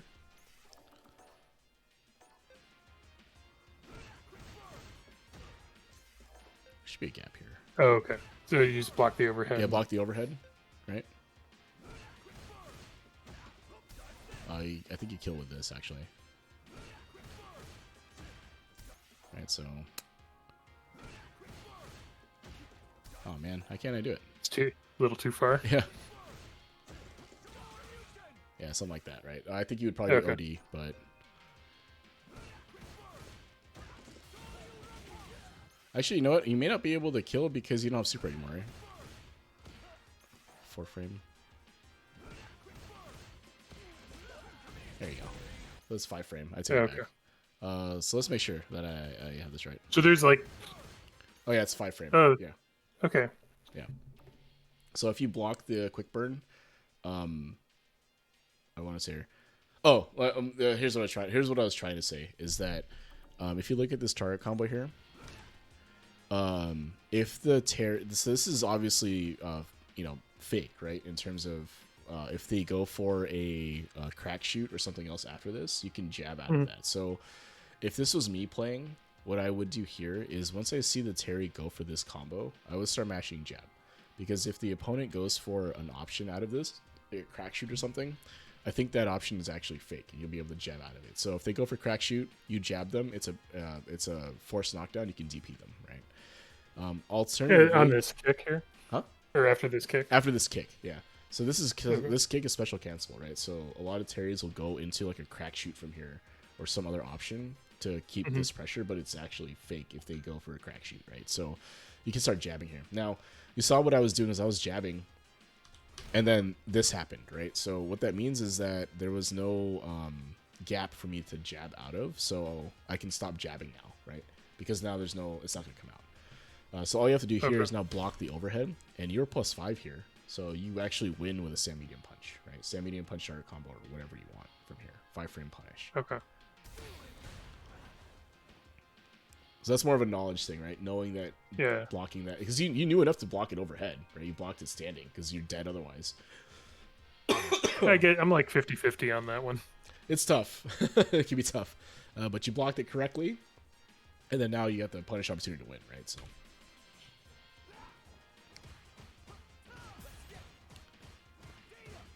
Okay. Oh, you had him.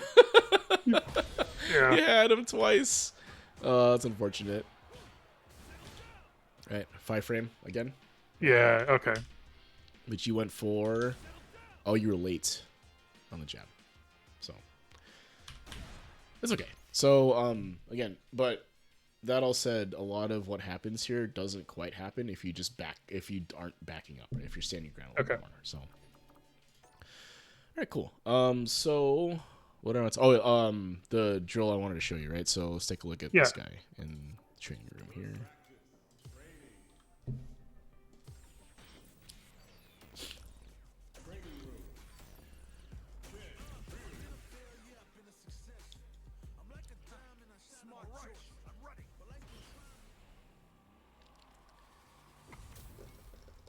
All right, so I'm gonna say I didn't come up with this. I stole it from some other content creator. I'm pretty sure. But there's this drill is basically about learning and spacing your buttons, right? So for Ken in particular, the buttons you're probably gonna be pressing in neutral the most would be something like stand heavy kick, stand heavy punch, crouching medium punch, crouching medium kick, and then potentially stuff like stand medium kick and like stand light kick, right? Those are probably the ones you're gonna be pressing the most in neutral. Like this, and this, right?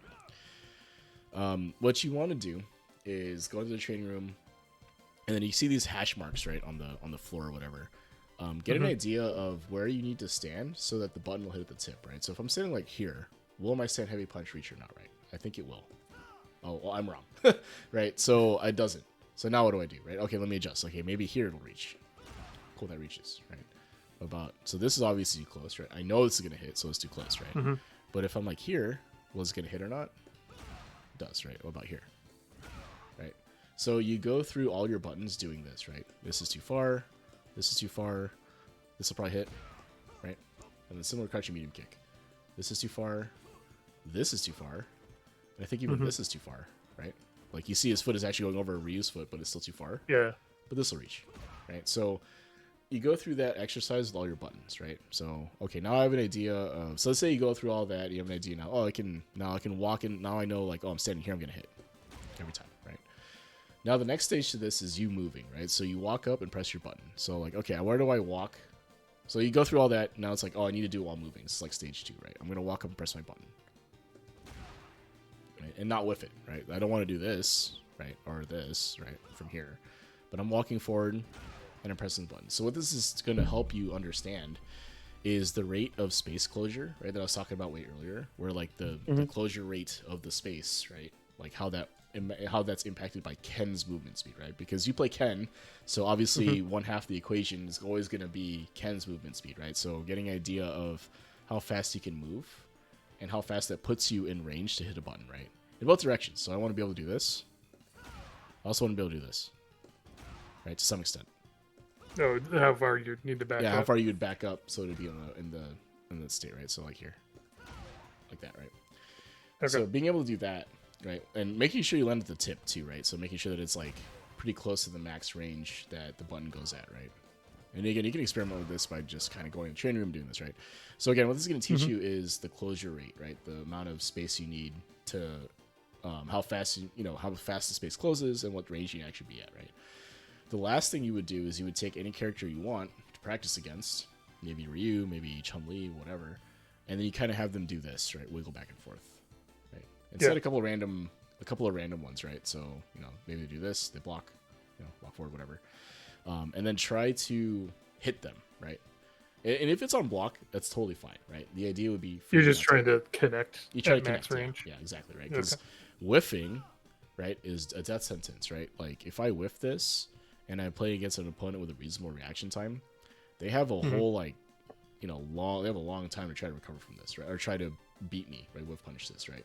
So especially for a button like this too, right? If I press this, 25 frames of recovery, right? So they'd press somewhere in here and they can press like a 12 frame move, a 10 frame move and beat me, right? Even this, right? 31 frame total, right? 14 frames active, right? So something like a crouching medium punch, crouching medium kick, a 6 frame move from here will beat me, right? So that'll happen. So this guy. So yeah, like the idea would be that you don't ever want to whiff your button as best you can, right? Obviously that's going to happen though, right? Like opponents, good opponents, what they'll do is they'll stand at this range here, do this, and then move back, kind of induce you to press a button, and then they whiff punch it, right? Like that is part of the footsies game. But the idea is that what you're going to find is that you need to be standing way closer than you think you need to be for all your buttons to reach, right? Because lately, or at least in the games we played, yeah, you wanted to stand like here, right? Like this is comfortable. but nothing will reach, right? I can't threaten anything. Whereas where I was trying to get stand was here. And I'm trying to get into this range against you, right? So you're going to find that you need to stand closer than you think you do. And then for a mirror, it's probably even more important because we have the same tool set, right? But if you're playing against someone else, right, like Sagat or something that has longer range, then you have to realize, like, oh, where do they want to be standing in order to hit me, right? And you want to try to stay a little bit outside of that and try to induce that whiff, right? And that has more to do with, like, button differences and stuff. But the core concept of this is that you're standing at a space that makes sense, right, in terms of what you want to do next. Now, of course, if you wanted to, like, stand back here against, like a Kimberly that's teleporting, right, or trying to induce them to do an option, like a Cammy that's, like, buffering super like this, right? Standing a little further away maybe makes a little sense to try to close that gap a little bit or whatever. But if you're trying to apply offense and play footsies, they need to be standing closer, right? Than she. So, if you are, like, facing Sagat or something, his buttons go, like, half the way across the screen. Mm-hmm. You're standing outside of his range, so you're just, like, to what extent are you even trying to hit him, or are you just waiting for him to whiff something? Yeah, so that has more to do with the player at that point, unfortunately. Or maybe just see if they're throwing stuff out, or how defensive they're being. Yeah, exactly. Because with someone like Sagat, right? And if I take his, I feel like there's like 45 minutes of walking time to get from the end of his range to the end of my range. Right, so let's take something like that, right? So crouching medium or crouching heavy punch, right, for Sagat, which is probably a button you'll see a lot, right? So we just get that. Yeah, I feel like his kick as well. Yeah, it's really long. But yeah, definitely that punch. Yeah, so let's take that, right, and then we want to start the replay. Right, so if you look at the frame meter here, you can see it's a 21 frames, right, of recovery. So what extent am I trying to get into this is if I'm standing right here, right, and I get hit, okay, it's too close. But you can see that his hurt box extends pretty far, right? Yeah. And I'm not reacting at, like, light speed here. You can see that it's, like, that's 14 frames, 15, 16, 17, 18, 19, 20-ish frames, right? That, like, from the time I see the button to the time I press my button, right? So for Sagat in particular, and most of the characters kind of like this, is that when they have these longer range normals, the recovery and startup is longer, right? So, like, it gives you, as an opponent, more time to react to what's happening. So when I play against other characters, for the most, so there's, like, kind of two spacings that I'm trying to pay attention to. The first one is, where do I want to stand, right? So for Ken, he wants to stand, like, here. Yeah. Like, this is where I want to be, because I can hit all my buttons, right? Right at the tip. But for Sagat, where does he want to stand? And he wants me closer to here, right? Because this is where his buttons will reach me, right? Like right here. Right? I'm gonna get hit by the tip of the stand heavy punch, right? So that's where he wants to be standing. So the dance that happens, if you will, is how do we both jockey for position where we want to be standing so that we can press our button. And the second half of that is when we both move, right? Or when someone is moving, it elicits some kind of response from your opponent, right? So when I walk into your space, what happens? Similarly, when they walk into my space, what happens? So when we were playing, when I would walk into your space, typically your reaction would be to back up, right? Or maybe you try to press something, right? Maybe sometimes you press crouch and kick, but most of the time you back up. So once you understand that neutral tendency, then you can try to exploit it, right? So what I would do is I would just continue walking forward, right? You're going to back up, not really going to do anything, potentially. At least I don't think you're going to do. So I'm just going to take up that space until you can't do it anymore. And then you're cornered, and I can just take over the game from there, right? I try to induce a whiff, right? So if your opponent is somebody that likes to press to try to keep you out of his space, a lot of Sagats play like this, right? Like, you walk into that space, and they just tag you with a button. Then what you want to try to do is whiff punish, right? You walk into the space that they want to press the button to try to induce them to press. Excuse me. And then you back out of that space, and then you whiff punish, right? So for against the guy, it looks something like this, right? All right, so I'm too close, right? So imagine if I did that and I pressed, right? So I did this, walk back up, and then did that, right? So something like that, right? So you can see, like, I know he's jumping and all that, but, like, imagine if I had walked forward walked back, and then he presses his button, assuming that I'm going to continue walking forward. Right. That's one Mm-hmm. of the ways to induce that, like whiff punish. Right. So yeah, this all kind of goes back to like the footsies triangle. Are you familiar with that? Have you seen that video or that I think concept? I'm vaguely aware of it. It's Okay. like one of the points would be like just waiting for them to do something and reacting. One would be throwing out something Mm-hmm. preemptively. Mm-hmm. Yeah. I think I forget what the third one was. Yeah. So the 3 points, if you will, right? The first one is how do I hit you, right? So I walk into the space where my button will reach, and I press my Mm-hmm. button to hit you, right? How do I Yeah. counter that? I counter that by pressing my button when you get too close, right? So you walk into my space, and I cover by pressing my button to stop you from walking up, right? And Okay. how do I counter that? Is by walking into the space, out of the space, and whiff punishing, right? So if your Okay. opponent is only looking for a whiff opportunity, like to cover attack, right? Then you just whiff punish them, right? And then the last thing is if your opponent's only looking for whiff punishing, meaning like they're trying to walk in and out of space, then you walk up and hit them, right? Because they're looking for a button to Because whiff they're gonna punish. keep trying to walk out of your space. Exactly, right? And since forward walk Okay. speeds are typically faster than back walk speeds, you walk up and press a faster button, they're not ready for it and get hit, right? Or at least they block it, right? They're not, able to counter that. And then that's the triangle, right? So at any given moment in neutral, you're trying to play one of those roles. The question becomes, can you identify what role your opponent is trying to do, and can you counter that in the moment when they are trying to do that? Right? So, I'm playing someone that only wants to whiff punish me. Okay, how do I counter that? Before they decide to do something else, right? Or, before they change what they're doing. But that's the beauty of fighting games, right? Is that there's no right answer there. But those are the ideas, right? Like the foundation of neutral, if you will, is that. So being able to identify the role you're playing of one of those three things, and then applying the correct counter, right? And the Okay. adaptation of all that. But yeah, for you in particular, though, making sure that you're not just giving up space is probably paramount, because if you give up the space, your opponent can do whatever they want, right? If they're able to control the spacing to where they want, then the burn knuckles are always going to be plus, right? The spin knuckles are always going to get past your fireballs, right? Dive kicks will always be plus, right? Like you don't want to give up that space if you can avoid it, right? So trying to stand your ground a little bit, challenge with buttons, or even apply your own pressure. Right? You can walk forward too, right? And once you have the Okay. spacing down, you can probably do that a little bit with a little more confidence, right? Like I could walk into a space that I know your button will whiff, and try to get you to press, or I could walk up and press my button, right? And I know I won't whiff, right? So yeah, Okay. yeah, yeah, and I think that was it. I think that's all I wanted to talk about for that. So, yeah. So what do you think? What do you think so far? Yeah, I'm thinking I have to go lose a bunch of games by walking up to the guy. Dude, yeah. I think it was Chris, one of the Chris's, Chris F. Maybe I don't remember exactly. One of the Chris content creators.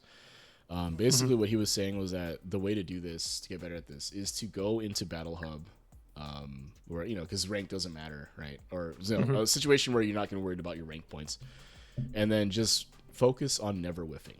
Always press when it's going to be close enough to hit, even if it's on block, whatever, but never Hmm. whiff, right? Like get used to that, because that's the way to play. Because if you're whiffing a ton, you're going to lose a lot of games, right? So and focus purely on that. Like you don't necessarily need to do combo or do conversions, but you can if you're aware of it. But the idea would be that I'm going to never whiff a button in this game. That's my goal, right? And then when you Okay. go in the replay afterwards, if that's something you're interested in, you go to the replay and be like, okay, I did whiff a button here. What happened, right? Was it because I was too close and they backed up? Did I press the wrong button and got counter hit, right? Like what happened that made it such that I wasn't able to press my button, or it whiffed, right? Maybe I was too far Hmm. away. Maybe they moved back. Maybe they jumped over. Whatever, right? And then you build upon that, right? It's like, okay, well, the situation now is a situation where spacing wise, maybe they would jump. Maybe they would go for this other thing, right? Or you would be able to read those tendencies better. So Okay. cool, man. So with that said, do you have time to run it back? You want to run one more? Yeah, let's do it. All right, cool. Let me create the room. Invite.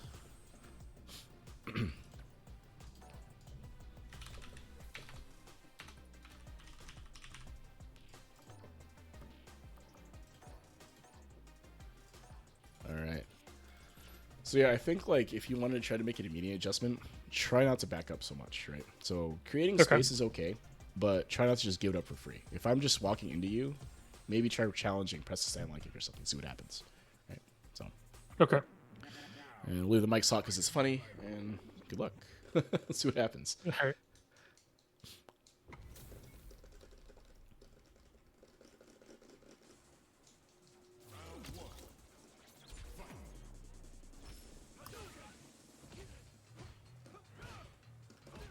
Nice.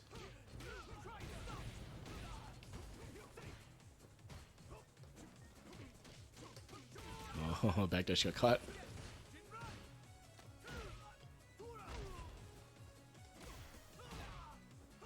Nice. Oh, no DP. Uh-oh.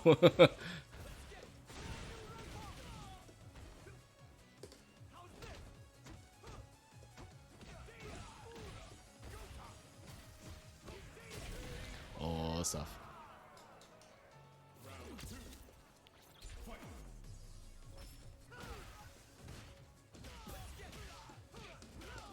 Oh. Uh-oh.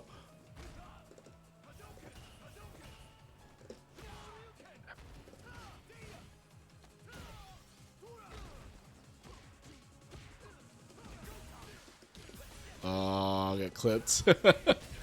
But Yeah, I'm delaying those jabs too. So yeah. But you saw what happened though, right? You actually got 2 really good whiff punishes because you didn't back up. Yeah. Right. You held your ground and pressed the button when it made sense, right?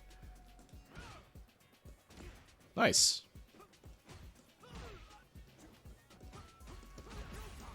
Oh, one too many jabs there.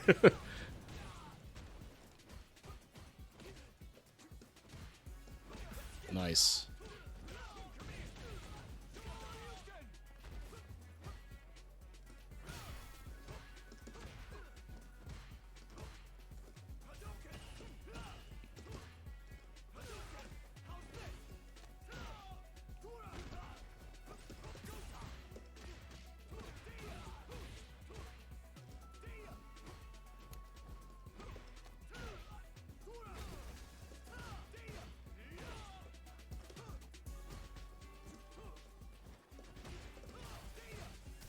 Oh. Nice DP.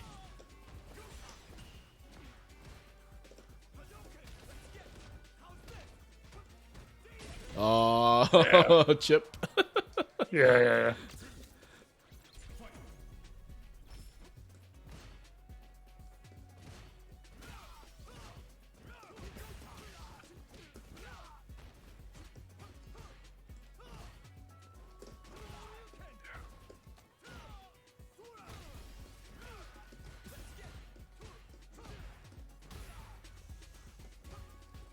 Oh, nice. Uh-oh. Ah, shit. Oh!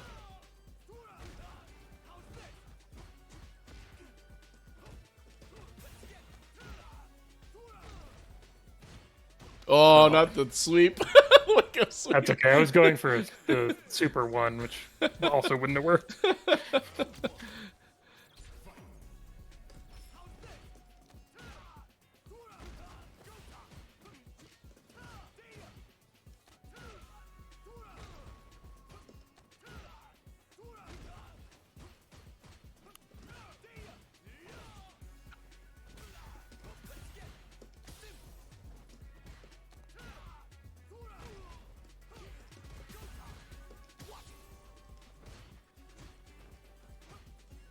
Oh, nice.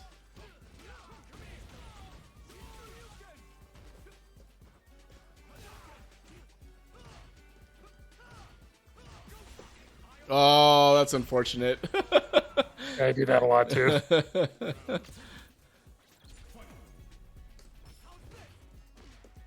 Oh, Preston.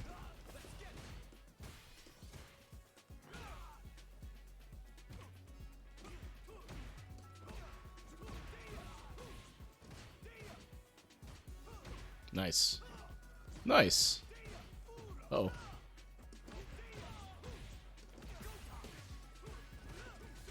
Fuck. Oh. I was just mashing DP there.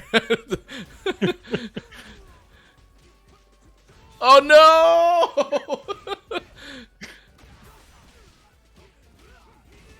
Oh, I'm so mad. I dropped it.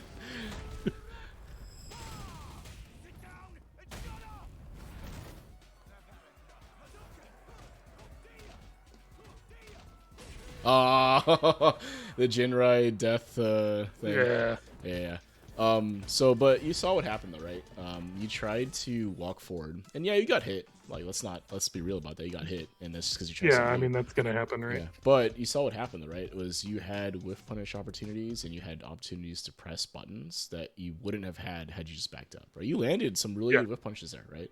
Stand heavy punch, Okay. whiff punish, right? So, yeah, I think if you make that adjustment, uh, it's hard. It's gonna be hard. You're gonna lose a lot. Like, I'm not gonna mince words about that. You're gonna lose a lot.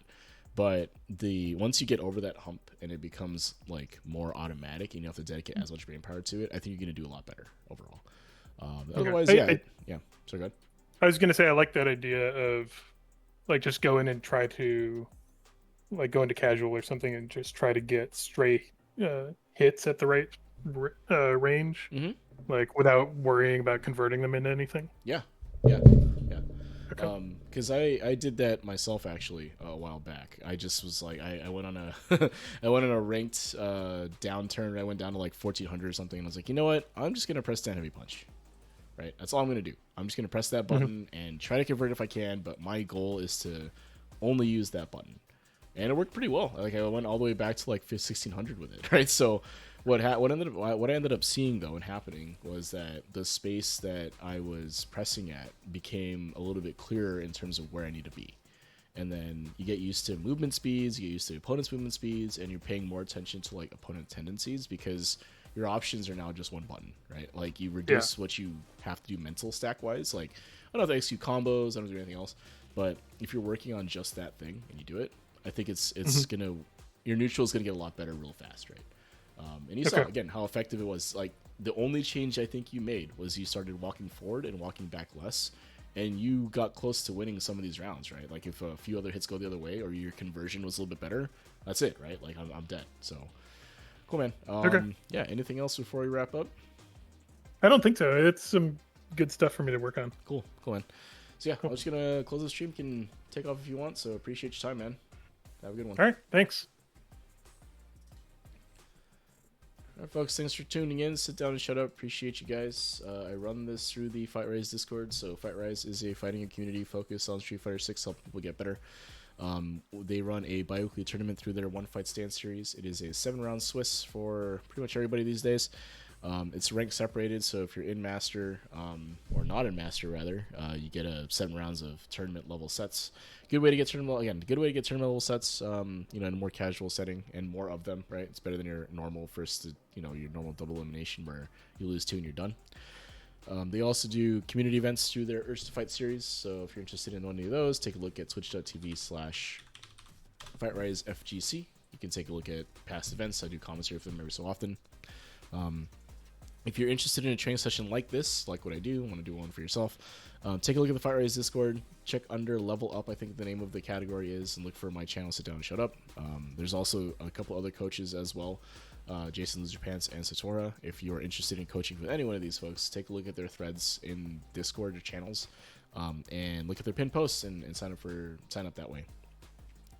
I'm also part of the Newbie Fight Club. So Newbie Fight Club is another fighting community focused on getting newer players into fighting games, mostly Street Fighter 6, but they play other fighting games too. And if you're a Tekken refugee, we welcome you with open arms. They do lobby nights every Monday, Wednesday, Friday. So Wednesdays are their main lobby nights for newbies. So if you're interested in playing the game and want to get in sets with other folks in a low kind of low pressure casual setting, please come join us on Wednesday nights. Mondays are Modern Mondays. So if you run Modern and want to play Modern or interested in Modern, come by then. You don't have to play Modern, but it's encouraged, just to change things up. And then Fridays usually a little more freeform. They were running tournaments on Fridays, the Fleeting Flash series, but I think they're changing it to Sundays. The details are in the Discord, so if you're interested in any of those things, take a look. The last thing I'll plug is that they do a Modern only tournament every month. So if you are a Modern warrior and want to prove your mettle against other Modern warriors in Street Fighter 6, take a look at that tournament. It's a monthly. The details are in the Discord. So if any of those things interest you, please join the Discord. I'm active on both of these. So if you want to get sets with me or want to talk to me about stuff, I'm always open to hearing from you guys. So take a look at that. Otherwise, thank you guys for watching, and I appreciate you. I appreciate your chats, your follows, your messages, and all that stuff. I know I don't always respond to people because I'm working with somebody, but I do really appreciate you guys interacting. And with that, have a good night.